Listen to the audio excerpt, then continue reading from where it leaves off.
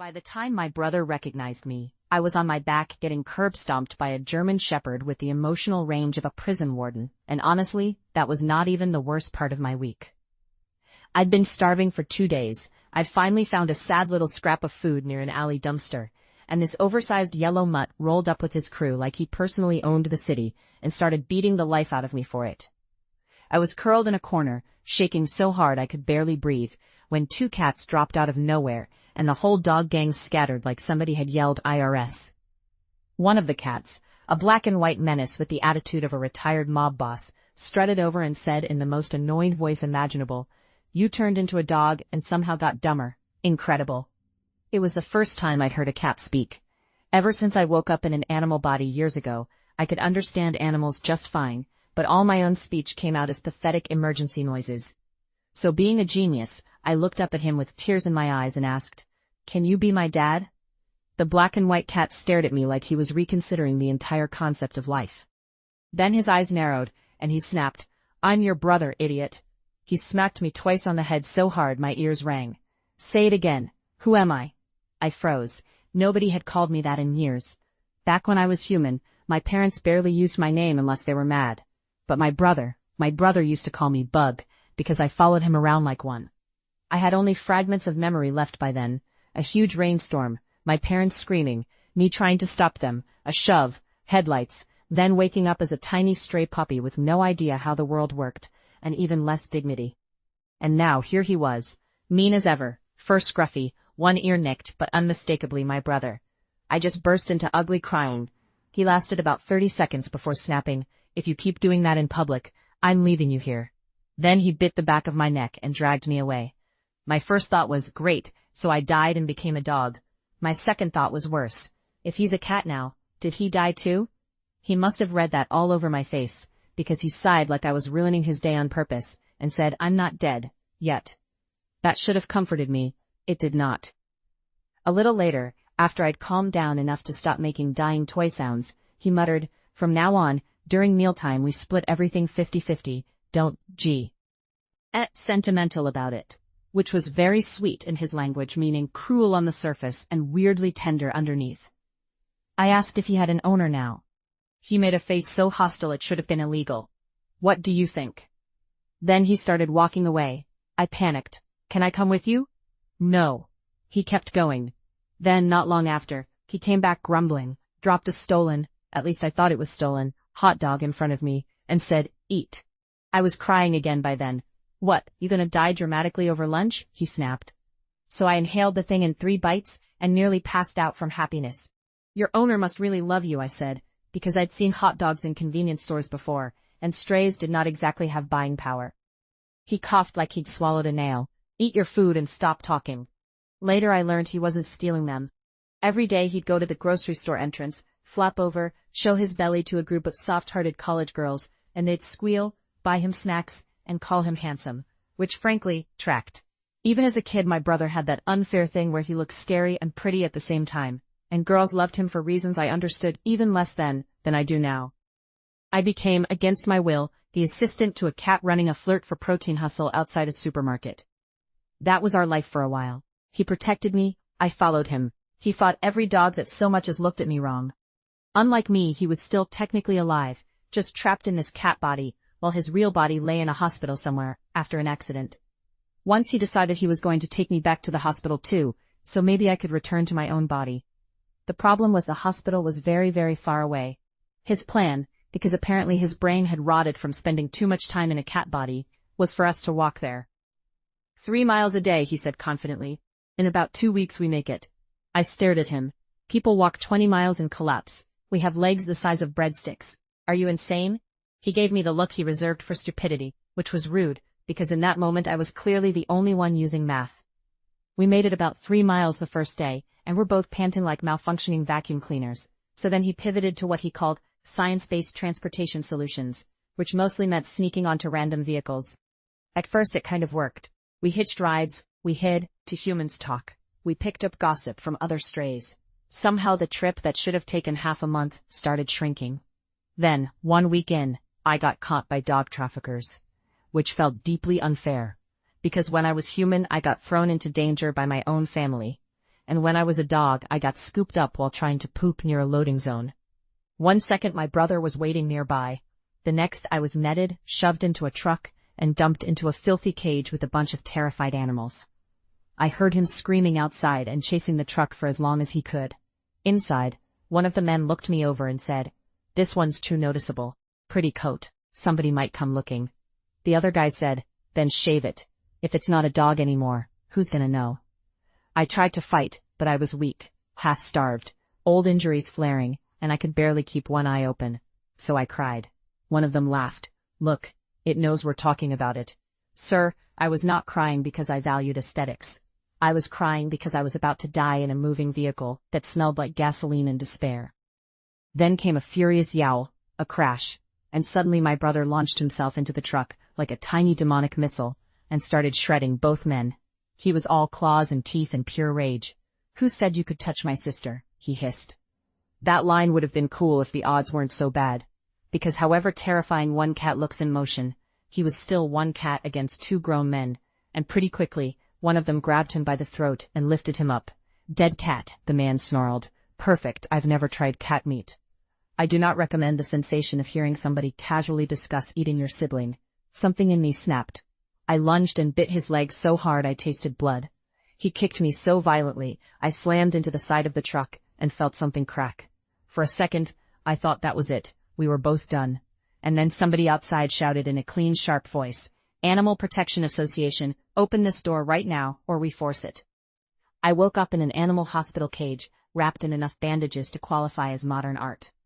Everything hurt, my body felt cold and hollow, and the first thing I croaked was, "Brother?" I heard a weak voice nearby say, "Still here." I could barely see him, but the sound alone steadied me. "Are you hurt?" I asked. He said nothing for a second, then, in that flat voice that meant he was hiding something, I'm uglier now." That made my stomach drop. I remembered the traffickers talking, remembered all the hands, the cage, the panic. "Those men," I whispered. "It's fine," he said. "I've been ugly before." Later, when he nudged his body against my nose, I realized it was not fine. Parts of his back were uneven. There were dents where there shouldn't have been dents, fur missing in clumps. He felt patched together by anger and spite. I cried again. He let me. Then I passed out. Before I fully lost consciousness, I vaguely heard some humans talking nearby. One of them said something like, "That Samoyed is insanely attached to that cow cat." Another said, "The black and white one's a lunatic. He almost climbed the walls when they tried to separate them." Correct on all counts. When I woke again, 5 days had passed. I learned the rescue people had tracked the traffickers and found us in time. I also learned that while I'd been unconscious, my brother had become a minor celebrity among the vet staff for being both feral and photogenic. The doctor came in and scratched my head, cooing over my bow and my fluffy ears, then looked at my brother and said, "These two really are like some kind of animal police duo." My brother actually smirked. Then the doctor ruined everything by saying, "The little one is adorable. Someone will adopt her immediately." I froze. Adopt me? What about my brother? A nurse asked the same thing, but the doctor only sighed and said they'd have to wait and see. I barely heard the rest. Once the humans left, I looked at him in horror. "What if they take me?" He stayed quiet a long time, then said, "Then don't throw a tantrum. If the person's decent, go. Live well." "No. Don't be stupid. I won't leave you." At that point, all of Animal Hospital management conspired against me by not speaking dog. When the potential adopter finally arrived that afternoon, my brother looked up, then suddenly went still in a way I'd never seen before. After a long silence, he said quietly, "Go with her. It'll be good for you." He said it like he was ripping the words out of his own chest. The woman was beautiful, gentle, soft-spoken, exactly the kind of person who probably alphabetized her spice rack. I hated her instantly for existing at the wrong time.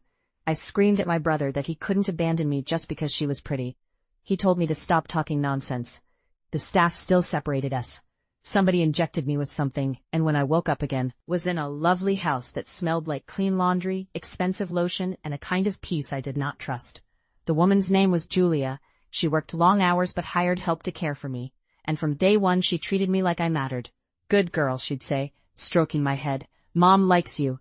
That sentence hit me like a truck. Mom likes you. I had never heard anything remotely like it from my actual mother. What I heard growing up was more along the lines of, If you hadn't upset me, you wouldn't have been born. Or I should never have had you, or look what you've done now. So when Julia wrapped me up, kissed my forehead, and called me her baby, I let myself be weak for a second. I buried my face in her arms and shamelessly enjoyed being loved. That was my first mistake. Unfortunately, not my last. I did not forget my brother, not for one day. I was still healing, and Julia was busy, so she had me checked at the sane animal hospital. The place wasn't huge. I kept expecting to find him there, but his cage stayed empty. Every time I passed the cat ward, my heart went sick. Finally, one of the vets noticed me frantically pawing at the cage area and realized I was looking for the black and white cat. He got adopted, the vet said, patting my head. Don't worry, he's got a home now. A home, right, that should have helped. It did not help. While the doctor was distracted, I slipped into the office. Animal adoption records, it turns out, are not dog-proof, but they're also not dog-resistant if you're desperate enough. I knocked files down with my nose, pawed through the mess, and found my brother's record just before I got caught. He had been adopted the day before. I was one day too late. Then I saw the address. My blood went ice cold. It was our old home, the house where I used to live when I was human, the house where our mothers still should not have been. My brain became static. My brother hated that place. He left it as a teenager and never looked back. He would never return willingly, which meant if he was there, something was very wrong. After that, I started planning my escape. Once I was mostly healed, Julia's housekeeper would take me out to the large lawn in our complex. She thought it was a safe enclosed area. It was not safe for me. One afternoon, while she was gossiping with another nanny, I slipped away. My sense of direction was terrible, so by the time I found the old neighborhood, it was already dark. She somehow scared me more.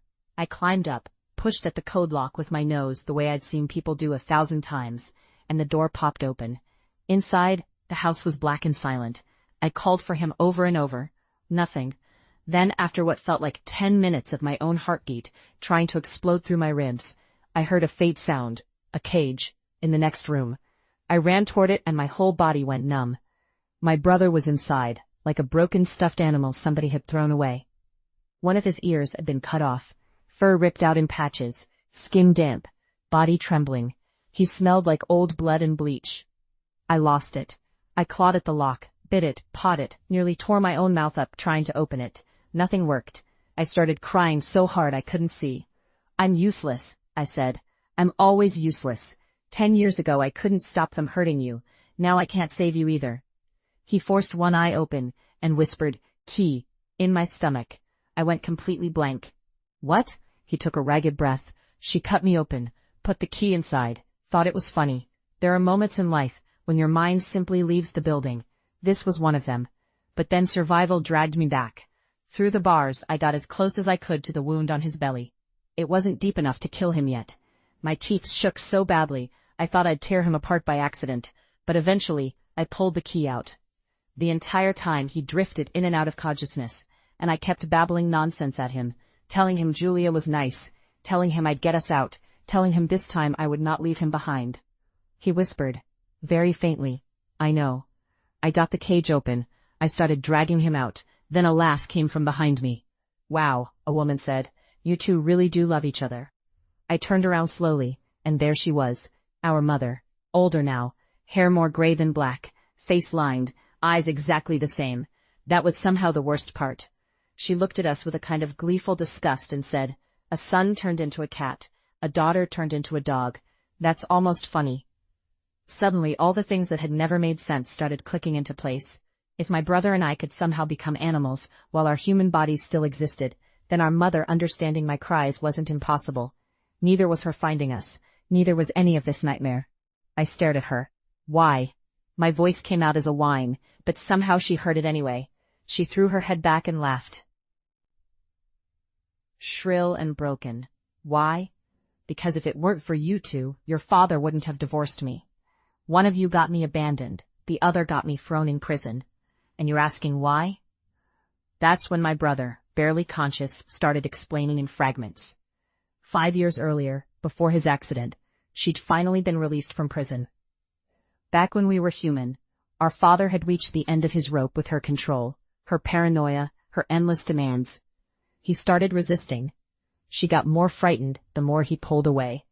She was terrified of being abandoned, and took it out on us, especially on my brother, because he fought back. I was younger, slower, easier to manipulate, which disappointed her in a different way. The more our father hated being home, the more she hated all of us. Then one day, she found lipstick in his car. Whether it meant anything or not, to her it meant war. She took me with her to confront him, and said if he didn't break things off with the other woman, she'd kill someone. He thought she was bluffing. She wasn't. During the fight, she shoved me into traffic.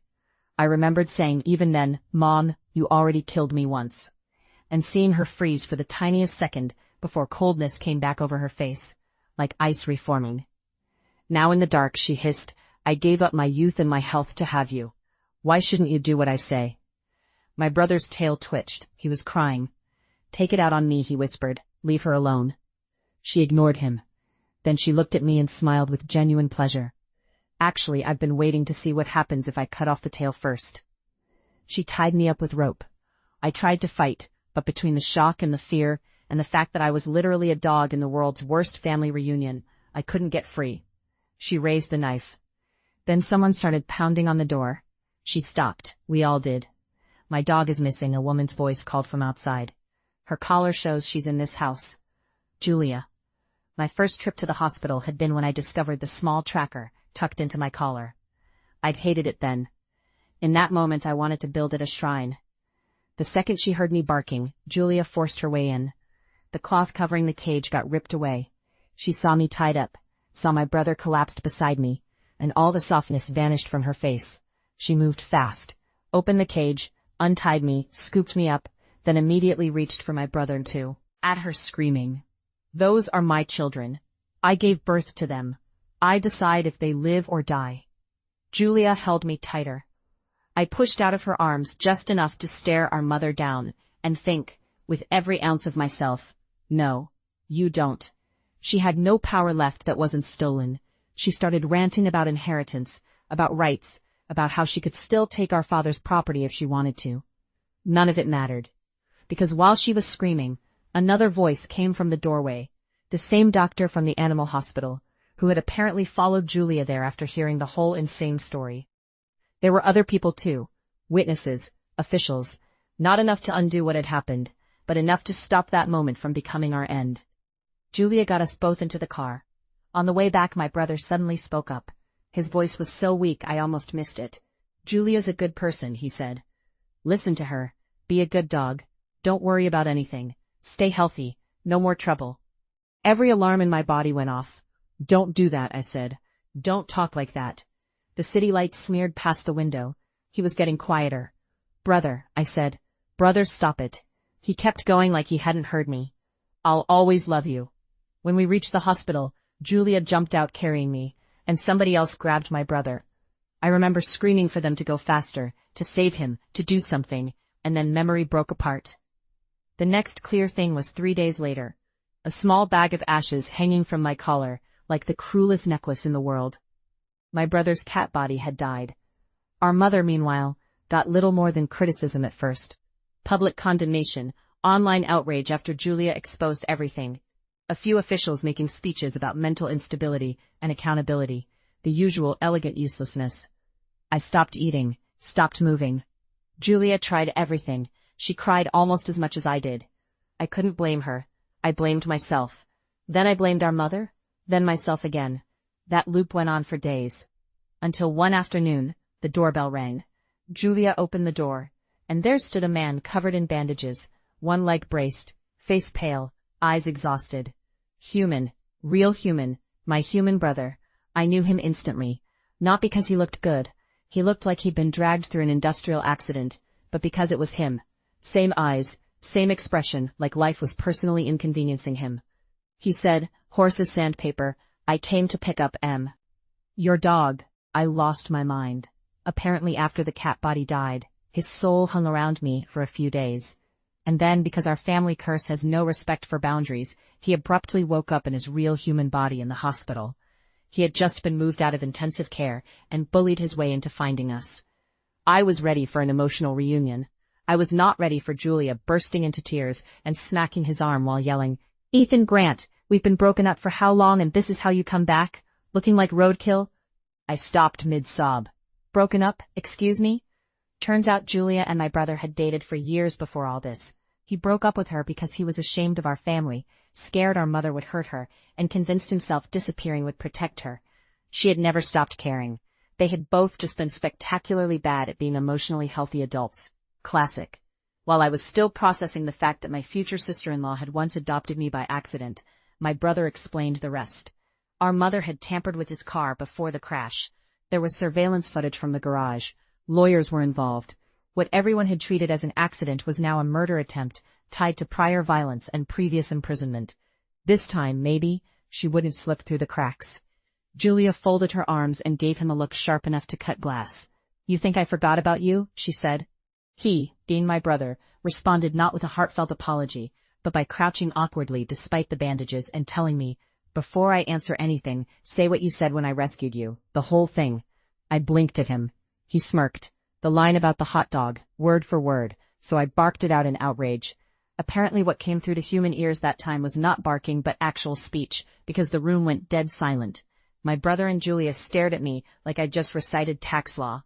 "Did the dog just talk?" Julia whispered. I would like the record to show that yes, I did, and I had been trying to communicate useful information for years while humans kept calling me Fluffy. Later I learned Julia already knew plenty about me, because back when she first dated my brother, he had told her endlessly about his little sister. He said I was clingy and annoying and too soft for this world, but the way he talked about me made it obvious he loved me more than oxygen. When he thought I died after our mother pushed me into traffic, he fell apart. Apart for months. Julia had loved me before she ever met me. That was why, once the dust settled, she gave me a name. Lucky. "Because your whole life from here on out is going to be lucky," she said, scratching under my chin. My brother immediately objected on principle to the level of sentimentality, but I liked it. Then Julia announced, with the confidence of a woman who had survived our family drama and therefore feared nothing, "From now on, you call me sister-in-law." I looked at her, looked at my brother, and said, as clearly as I could, "No. I'm calling you Mom." My brother nearly exploded. "You can't call her that." Julia said, "Why not?"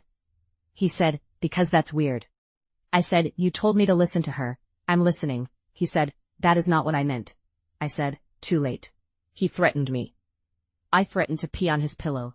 He said he'd have me shaved. I said I'd bite him, and this time I meant it with love. That was how it ended, more or less.